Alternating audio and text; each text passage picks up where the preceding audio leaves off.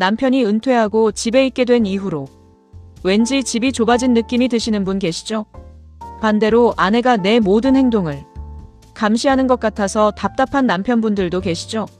같이 있으면 짜증이 나고 작은 것에 싸우게 되고 이 사람이랑 남은 인생을 살 수 있을까 하는 생각까지 드시는 분들, 오늘 영상 꼭 끝까지 봐주세요. 이것은 여러분 부부만의 문제가 아닙니다. 은퇴 후 부부 갈등은 전 세계적으로 너무나 흔한 현상입니다. 일본에서는 이것을 은퇴 남편 증후군이라고 부를 정도입니다. 그런데 이 갈등을 어떻게 풀어가느냐에 따라 남은 30년이 지옥이 될 수도 천국이 될 수도 있습니다. 오늘 저는 이 문제의 정확한 원인과 부부가 함께 행복하게 살아가는 실용적인 방법들을 알려드리겠습니다. 안녕하세요. 스마트팁의 팁팁입니다. 오늘 영상은 지금까지 제가 만든 영상 중에서 가장 많은 분들이 공감하실 주제라고 생각합니다. 통계를 하나 말씀드릴게요. 우리나라 황혼 이혼, 즉 20년 이상 결혼한 부부의 이혼이 전체 이혼의 30% 이상을 차지합니다. 그리고 그중 상당수가 남편 은퇴 후 2년에서 3년 이내에 집중됩니다. 왜 이렇게 될까요? 수십 년을 함께 살았는데 왜 은퇴 후에 더 힘들어질까요? 오늘 그 이유를 정확히 짚고 해결책을 찾아드릴게요. 오늘 영상은 세 파트입니다. 첫 번째, 은퇴 후 부부 갈등이 생기는 이유. 두 번째, 아내 입장과 남편 입장 각각 이해하기. 세 번째, 함께 행복하게 살아가는 방법 7가지입니다. 첫 번째 파트입니다. 첫째, 생활 패턴이 완전히 충돌합니다. 아내는 수십 년간 남편 없이 집에서 자신만의 루틴을 만들어 왔습니다. 자신만의 청소 순서, 요리 방법, 친구 관계, TV 보는 시간, 낮잠 자는 시간. 그런데 남편이 갑자기 하루 종일 집에 있게 되면 이 모든 루틴이 흔들립니다. 아내 입장에서는 침입자가 들어온 것처럼 느껴질 수 있습니다. 둘째, 역할이 없어진 남편의 혼란입니다. 남편은 수십 년간 직장인, 가장, 사회인으로 뚜렷한 역할이 있었습니다. 그런데 은퇴와 함께 이 역할이 모두 사라집니다. 무엇을 해야 할지 모르고 어디에 있어야 할지 모르는 남편이 집에서 계속 아내에게 의존하게 됩니다. 아내 입장에서는 이것이 큰 부담으로 느껴집니다. 셋째, 대화 방식이 다릅니다. 직장에서 하던 방식대로 지시하고 결정하려는 남편과 수십 년간 집안을 스스로 운영해온 아내가 충돌합니다. 남편이 부엌에서 이래라 저래라 하거나 아내 살림에 간섭하는 순간 갈등이 폭발합니다. 넷째, 기대가 서로 다릅니다.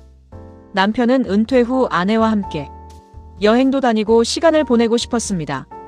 그런데 아내는 이미 자신만의 삶이 있습니다. 친구 모임, 취미, 종교 활동. 서로의 기대가 달랐던 것을 은퇴 후에야 알게 됩니다. 다섯째, 건강과 감정 변화입니다. 갱년기, 체력 저하, 통증이 쌓이면서 감정 조절이 어려워집니다. 예전에는 그냥 넘어갔을 말이 이제는 상처가 됩니다. 두 번째 파트입니다. 이 부분이 오늘 영상에서 가장 중요한 부분입니다. 갈등을 풀기 위해서는 상대방의 입장을 이해하는 것이 먼저입니다. 아내 입장에서 솔직하게 말씀드릴게요. 수십 년간 혼자 집을 지켰습니다. 남편이 직장 다닐 때도 아이 키우고 집안일하고 집을 운영했습니다.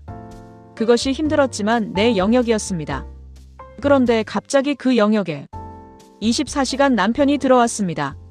하루 세 끼를 챙겨야 하는 부담, 남편의 행동 하나하나를 신경 써야 하는 부담, 내 시간과 공간이 사라진 답답함. 이것은 남편이 싫어서가 아닙니다. 나만의 공간과 시간이 필요한 건 인간의 기본적인 욕구입니다. 남편 입장에서 솔직하게 말씀드릴게요. 평생 가족을 위해 일했습니다. 집에 들어오면 쉬는 공간으로만 알았던 집에서 이제 하루 종일 있어야 합니다. 친구들도 아직 일하고 있고 갈 곳도 없고 아내는 바쁜 것 같고 자신이 무용지물처럼 느껴집니다. 아내에게 말을 걸면 귀찮아하는 것 같고 뭘 도우려 하면 방해가 되는 것 같고 점점 위축됩니다. 이것은 아내가 미워서가 아닙니다. 역할과 소속감을 잃은 혼란스러움입니다. 이렇게 보면 두 분 모두 힘든 겁니다. 누가 더 나쁜 것이 아닙니다. 서로 다른 이유로, 서로 다른 방식으로 힘든 겁니다. 이것을 이해하는 것이 갈등 해결의 첫 번째 열쇠입니다. 첫 번째 방법입니다. 함께 살지만 항상 붙어 있을 필요는 없습니다. 각자가 혼자 있을 수 있는 시간과 공간을 만드세요. 아내가 친구 모임에 가는 날은 남편도 자신만의 외출을 만드세요.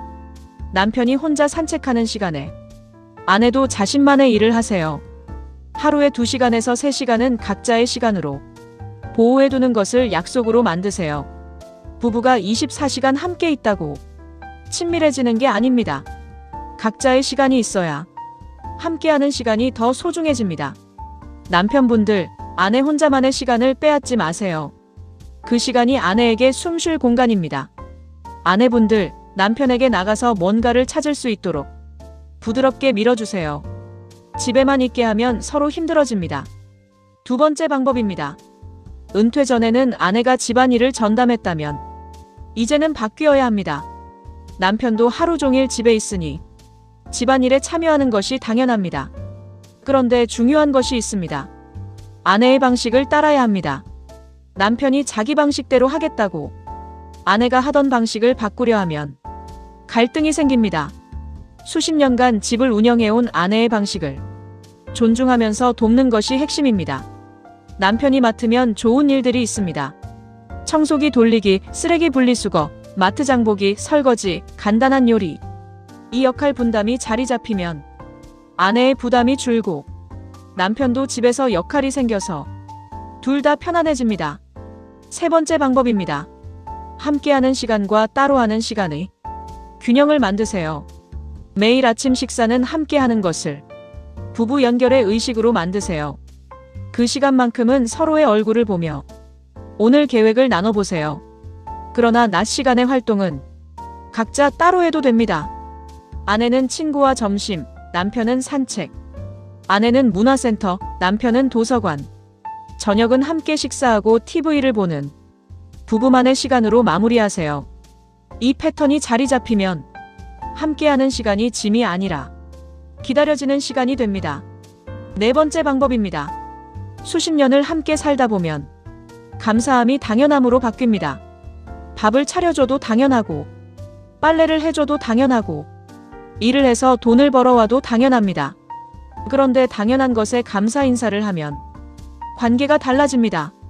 오늘부터 이 한마디를 시작해보세요. 아내에게 밥 차려줘서 고마워. 남편에게 쓰레기 버려줘서 고마워. 처음엔 어색할 수 있습니다. 그래도 해보세요. 감사하다는 말이 쌓이면 서로에 대한 존중이 쌓이고 갈등이 줄어듭니다. 심리학 연구에서 하루 한 번 감사 표현이 부부 만족도를 크게 높인다는 결과가 있습니다. 다섯 번째 방법입니다. 각자의 시간도 중요하지만 함께 즐기는 취미가 하나 있으면 부부 사이가 확연히 달라집니다. 함께 걷기 모임 참여, 부부 요리 수업, 함께 배우는 악기, 주말 드라이브, 텃밭 가꾸기. 처음엔 어색할 수 있습니다. 그런데 함께 새로운 것을 배우고 경험하면 새로운 대화 주제가 생기고 연애할 때처럼 함께 설레는 경험이 생깁니다.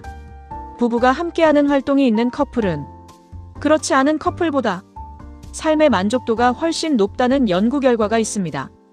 여섯 번째 방법입니다. 부부싸움에서 가장 큰 상처를 남기는 것은 폭력이나 큰 소리가 아닙니다. 평소에 무심코 던지는 말 한마디입니다. 당신은 왜 맨날 그 모양이야? 그러니까 친구가 없지. 평생 살았는데 달라진 게 없네. 이런 말들은 한번 들으면 오래 기억에 남습니다. 부부만의 규칙을 만드세요. 싸우더라도 하지 않을 말 목록을 함께 정해두세요. 과거 이야기는 꺼내지 않는다. 자녀 앞에서는 싸우지 않는다. 자러 가기 전에는 화해한다. 이 규칙 하나가 상처의 깊이를 크게 줄입니다. 일곱 번째 마지막 방법입니다. 혼자 또는 둘이서 해결하기 어려운 갈등이 있다면 부부 상담을 받는 것을 두려워하지 마세요. 우리 세대는 부부 상담이 창피한 일이라고 생각하시는 분들이 많습니다. 그런데 상담은 부부 관계가 망가진 사람이 가는 곳이 아닙니다. 더 잘 살고 싶은 사람이 가는 곳입니다.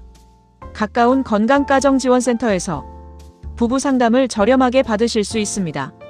무료 상담을 제공하는 기관도 많습니다. 또한 오늘 영상처럼 이런 주제의 책이나 영상을 부부가 함께 보는 것도 좋은 방법입니다. 한 분이 상대방에게 이 영상을 보여주는 것만으로도 대화가 시작될 수 있습니다. 황혼 이혼을 고민하시는 분들께 한 말씀 드립니다. 이혼이 답인 경우도 있습니다.